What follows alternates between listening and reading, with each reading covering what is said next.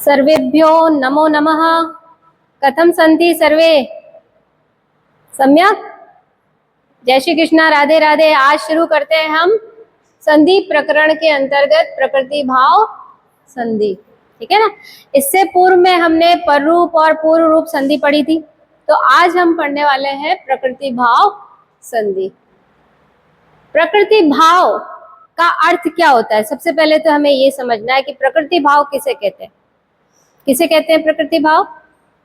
प्रकृति का मतलब होता है मौलिक रूप। क्या होता है? मौलिक रूप या मूल रूप, मूल भाव। क्या है? मूल भाव। प्रकृति का क्या मतलब है? मूल भाव। जिसमें वर्णों का मूल भाव रहे, यानी उनका मौलिक स्वरूप बना रहे, वो एज इट इज बने रहे, तो वहां प्रकृति भाव संधि होती है। अब जहाँ पे मौलिक भाव रह रहा है, संधि हो ही नहीं रही, तो भी हम संधि कर रहे हैं। कौन सी संधि कर रहे हैं?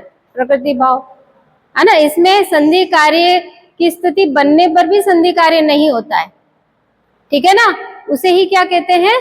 प्रकृति भाव संधि कहते हैं। सबसे पहले प्रकृति भाव का हमको संधि करने का सूत्र याद करना है, और उस सूत्र को किस तरह से बोलते हैं?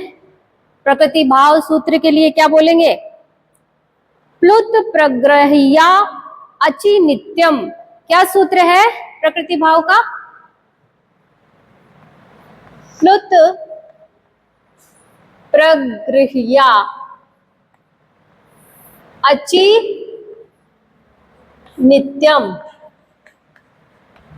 ये क्या है? सूत्र है। किस प्रकार का सूत्र है? प्रकृति भाव संधि करने का सूत्र है। इस संधि को करने के नियम बताने वाला सूत्र कौन सा है? प्लुत प्रग्रह्या अचि नित्यम। पढ़ें इसको एक बार सब मिलकर के। प्लुत प्रग्रह्या अचि नित्यम। अब इसका अर्थ निकालने के लिए सबसे पहले हम इसमें क्या लगाएंगे? विभक्तियां लगाएंगे, और विभक्तियां लगाने पर ही हमको इसका अर्थ स्पष्ट हो जाएगा। देखो, अचि, अचि में आपको दिख रहा होगा कौन सी विभक्ति है? सप्तमी। Very good. क्योंकि आपने पहले भी अति, अचि, है ना, और भी बहुत सारी जो सूत्र पढ़े हैं, उसमें जो छोटी की मात्रा आपने देखी होगी, है ना। छोटी की मात्रा ज्यादातर जहाँ पे भी होती है तो वो सप्तमी विभक्ति की होती है ना। तो यहाँ पे ये सप्तमी विभक्ति है, प्लुत प्रग्रह्या। अब इसमें कौन सी विभक्ति है? तृतीया। क्या है? तृतीया, है ना। यहाँ प्रग्रह्या, प्रग्रह्या। ठीक है ना। इस प्रकार से अचि नित्यम। अब नित्यम का मतलब नित्य रूप से। क्या कह रहा है ये सूत्र? कि प्लुत और प्रग्रह्य संज्ञक के साथ अच परे होने पर। क्या परे होने पर? अच। अच का मतलब स्वर।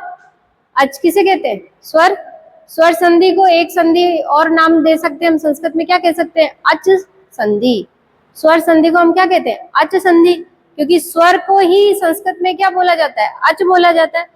तो यानी अच या स्वर परे होने पर नित्य रूप से प्रकृति भाव संधि होती है। कब होती है? जब प्लुत संज्ञक और प्रग्रह संज्ञक कोई भी वर्ण आए, उसके बाद में क्या आए? अच आए, या कोई भी स्वर आए। पहले क्या आए? प्लुत या प्रग्रह संज्ञक कोई वर्ण आए, उसके बाद अच आए यानी स्वर आए, तो नित्य रूप से कौन सी संधि होती है? प्रकृति भाव संधि होती है। ठीक है ना। अब सबसे मोस्ट इंपोर्टेंट चीज क्या है? प्लुत और प्रग्रह्य। प्लुत और प्रग्रह्य। अब ये एक तो है प्लुत और एक क्या है? प्रग्रह्य। प्रग्रह्य किसे कहते हैं? प्लुत किसे कहते हैं? इन दोनों के भी सूत्र हैं। इनके क्या है? संज्ञा सूत्र। क्या है इसका संज्ञा सूत्र? है दूरात दूधे, दूधे, दूरात दूधे च। इसका सूत्र क्या है? दूरात दूधे च। दूरात दूते, दूते च। इसका पहले इसको समझ लेते हैं, फिर इसको समझेंगे, ठीक है ना। अब इसको तोड़ के लिखेंगे, दूरात, द जो त में बदल गया और ये ध है जो ह में बदल गया, हुते च। यानी इसका क्या अर्थ हो गया, जब दूर से किसी को संबोधन किया जाता है, दूर से किसी को पुकारा जाता है, तब वो जो वर्ण होता है जिस पे जोर लगाया जाता है ना, तब उसको क्या कहते हैं, प्लुत कहते हैं। क्या कहते हैं, प्लुत कहते हैं। संबोधन में हम जब कोई दूर व्यक्ति खड़ा हो, पास में तो हम नाम लेके बुला लेंगे, गीता, सीता इधर आओ, लेकिन दूर खड़ा हो तो हम क्या करेंगे, थोड़ा सा जोर लगाते हैं। क्या करते हैं, जोर लगाते हैं ऐसे बोलने में, जैसे राधा, गीता, थोड़ा सा है ना। अब और नहीं सुनेगी तो और तेज उसका जो उस पर जोर डालेंगे और उसको संबोधित करेंगे। क्या करेंगे, संबोधित करेंगे। तब इस प्रकार का जो संबोधन होता है ना, उस संबोधन चिन्ह को हम इस प्रकार लगाते हैं, 3 के रूप में। इस प्रकार से किसी वर्ण को बोलने में जब दुगुना नहीं तिगुना समय लगे, क्या लगे, तिगुना, 3 गुना समय लगे, तो उसे त्रिमात्रिक कहते हैं। क्या कहते हैं, इसलिए ये 3 का चिन्ह लगा दिया। क्या लगा दिया, क्यों लगाया, क्योंकि इस वर्ण को बोलने में हमें कितना समय लग गया, 3 गुना समय लग गया, इसलिए हमने इसको क्या कह दिया, त्रिमात्रिक, है ना। और जैसे हमने बोला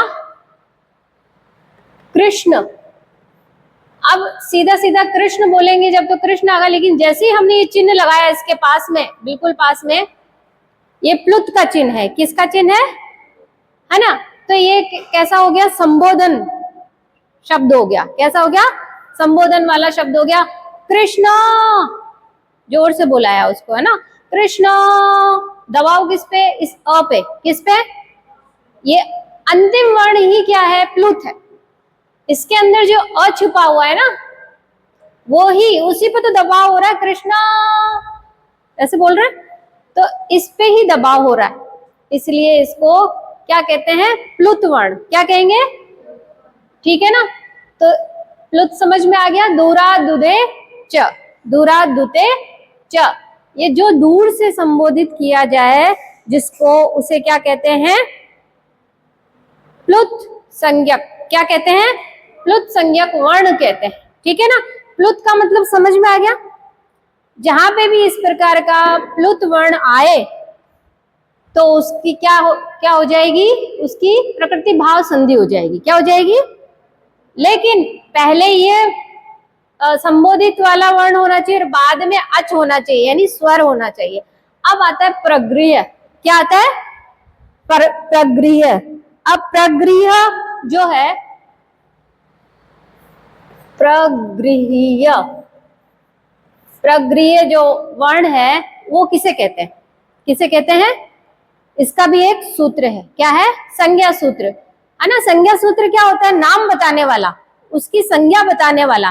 तो प्लुत संज्ञा सूत्र तो क्या हुआ, दूरा दुधे दुते च। और प्रगृह्य संज्ञक सूत्र एक और है, इदु दे द्विवचनम प्रगृह्यम। क्या है सूत्र,